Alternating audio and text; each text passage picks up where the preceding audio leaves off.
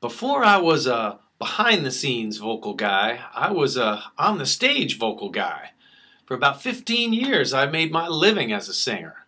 And some of the bands were pretty well off. We had a road crew, that was great. But most times it was slogging it out, hauling our own gear in the van or car with a trailer behind it. Many 5 to 6 nights in a row, those kind of weeks after week takes a real toll on your voice. And when you're playing for your next meal, cancellation is not an option.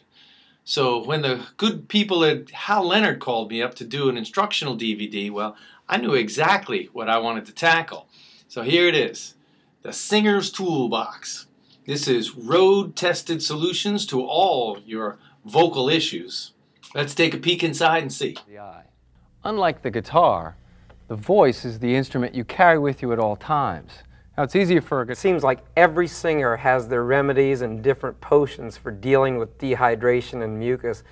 Mark, we've talked a lot about these remedies and the conditions of the vocal cords, but how do you stop the voice from blowing out or getting tired? Yeah, we're talking about training and warming up. And the reason this is important is that if you don't have a piano at home, what's the best way to attack this exercise with the eval?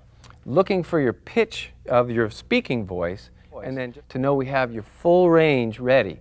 That way, when you ask for more volume, there's flexibility first.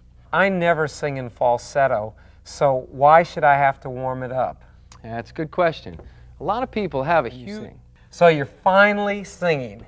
What's going on with your voice now? Well, if you've done your warm-up right, and it's so important to remember, is that you need to know early because it's going to take you some time. What's involved with keeping a voice healthy? I tell you, the strangest or sneakiest problem is speech. So we don't often... Mark, one thing I know you've always stressed to me is the importance of a warm down. How about talking about that? Yeah, absolutely.